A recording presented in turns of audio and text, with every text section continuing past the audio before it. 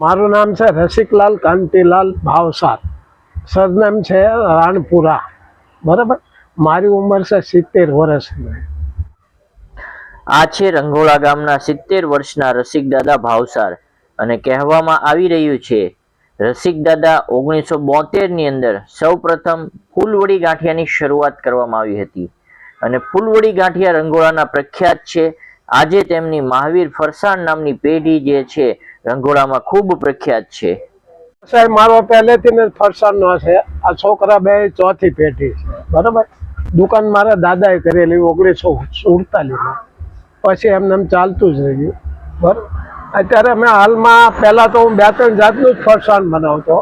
અત્યારે વિવિધ ફરસાણ અત્યારના ગ્રાહક માગે એ પ્રમાણે હું બનાવું છું. પણ મેન ફૂલવડી અને નાયલોન ગાંઠિયા મેન છે મારા. હવે એમાં એવું છે કે પહેલું જ તમને વાત કરી દઉં, જો તમારે ક્વોલિટી બનાવવી હોય અને તમારે વેચવી હોય અને ગ્રાહકને સંતોષ પૂરો દેવો હોય તો તમારા પોતાના જ મસાલા તમે હાથે તૈયાર કરો. એટલા માટે હું પોતે મારા પોતાના મસાલા હાથે તૈયાર કરું છું. કોઈ બજારમાંથી લેતો નથી. ગમે તે ભાવ હોય પૂરો મસાલો નાખવાનો અને સારા જ મસાલા લેવાનો મારો સ્વભાવ છે. ગ્રાહકની ફરિયાદ હું કોઈને સાંભળતો નથી. મને અત્યાર સુધીમાં કોઈ ગ્રાહકે ફરિયાદ પણ નથી કરી. હા, એ મારી ગેરંટી આપું છું. કે ફૂલવડીમાં ગરમ મસાલા હોય છે, પછી એમાં લીંબુના ફૂલ હોય છે. એ લીંબુના ફૂલ એવા હોય છે કે એ ફટકડીમાંથી બનેલા હોય છે, એટલે પોતાના શરીરને કોઈ નુકસાન નથી કરતા. બીજા નંબરમાં ખાવાનો સોડા આવે, ખાંડ આવે, તલ આવે. બરાબર. અને પછી બધા ગરમ મસાલા, જીરું, ધાણા, લવિંગ, તજ, બાદિયા, એવા બધા મસાલા. રસિકદાદા દ્વારા જણાવવામાં આવ્યું છે કે અમે ફૂલવડી અને ગાંઠિયામાં અમારા પોતાના મસાલાનો ઉપયોગ કરવામાં આવે છે. બહારના કોઈ મસાલાનો ઉપયોગ નથી થતો. પણ જ્યારે મુખ્ય ફરસાણની વાત કરવામાં આવે તો નાયલોન ગાંઠિયા અને ફૂલવડી જે છે એ રસિકદાદાનું મુખ્ય ફરસાણ છે.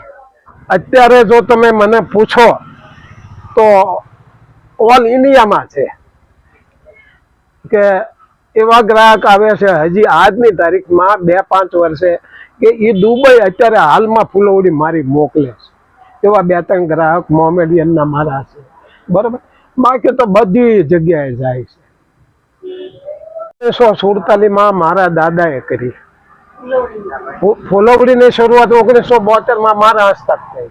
પણ નાયલોન ગાંઠિયા જે મહત્વના છે એ મારા દાદાએ બહાર પાડ્યા. પછી એમને પેઢી દર પેઢી વસ્તુ બનતી ગઈ અને જેમ પ્રજા જાગૃત થતી ગઈ માગતા ગયા એમ અલગ વસ્તુ બનાવવા માંડ્યા. દાખલા તરીકે મેથી મસાલા છે, મસાલા ચંપાકલી છે, અજમા ગાંઠિયા છે, મરી અજમા ગાંઠિયા છે, માખણિયા ગાંઠિયા છે, લસણિયા તીખા છે, સાદા તીખા છે, મસાલાવાળા તીખા છે, ખાટી મીઠી સેવ છે, સિંગ ભજીયા છે, મગદાળ છે. એવી વિવિધ આઈટમ બધી બનાવતા ગયા. જેમ ગ્રાહક માગે એમ બધું બનાવતા ગયા.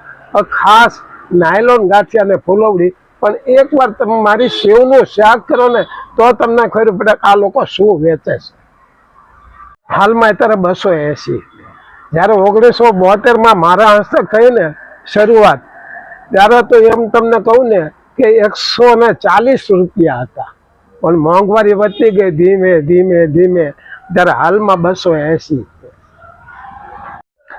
રસિકદાદાના ગાંઠિયાની જો વાત કરવામાં આવે તો પૂરા ભારતભરમાં તેમના ગાંઠિયા જાય છે અને 7 સમુદ્ર દુબઈમાં પણ તેમના ગાંઠિયા જાય છે તેવું રસિકદાદા દ્વારા કહેવામાં આવી રહ્યું છે. 1947ની અંદર તેમના દાદાએ સર્વપ્રથમ નાયલોન ગાંઠિયા બનાવ્યા અને 1972માં ફૂલવડીની તેમના હાથે જ રંગોળાની અંદર શરૂઆત કરવામાં આવી. ફૂલવડી એક નહીં, ફરસાણ બધા બનાવે છે. ઓછામાં ઓછી અત્યારે હું તમને કહું ને તો 20 થી 22 દુકાન છે. પણ સ્ટાર્ટિંગમાં અમારી એક જ દુકાન હતી અને મારા દાદાની 2 જ દુકાન હતી. પણ આ વિકાસ થયો ને તો 1980 પછી વિકાસ હતી. કોરોના પછી મારી દુકાન જે બંધ રહી ને 68 દિવસ મારી દુકાન, મારા છોકરાના કોરોના થઈ ગયો ત્યારે 68 દિવસ મારી દુકાન બંધ રહી. એ પછી આ વિકાસ થઈ ગયો.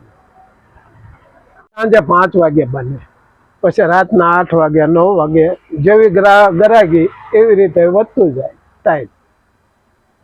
એક ખાસ કહેવાનું એ છે કે તમે અહીં કોઈ પણ પૂછશો ને તો તમને એક જ જવાબ આપશે કે એ લોકો સુરત વયા ગયા. ના, સુરત ગયા છે કોણ? મારા ભાઈઓ ગયા છે, હું નથી ગયો. કાંતિલાલ પરમારદાસની પેઢી હજી અહીંયા જ છે અને અહીંયા જ રહેવાની છે. બરાબર બરાબર. મારી દુકાને તમે આવો ત્યારે અત્યારે મારા છોકરા બેસે, હું નથી બેસતો, પણ દરેક થેલી ઉપર મારો ફોટો હોય અને નીચે લખ્યું હોય રસિકભાઈ ફુલવડી વાળા, તો જ સમજવું કે આ ફુલવડી રસિકભાઈ. મારો ફોટો જોવાની ન હશે. 45 વર્ષની ઉંમર હતી ને, સફારી પહેરેલું છે અને કુમકુમ તિલક કરેલો છે, એ મારો ફોટો. સંધિ જાગૃતિ ન્યૂઝ તંત્રી જાહિદ મદરાનો રિપોર્ટ, ભાવનગર.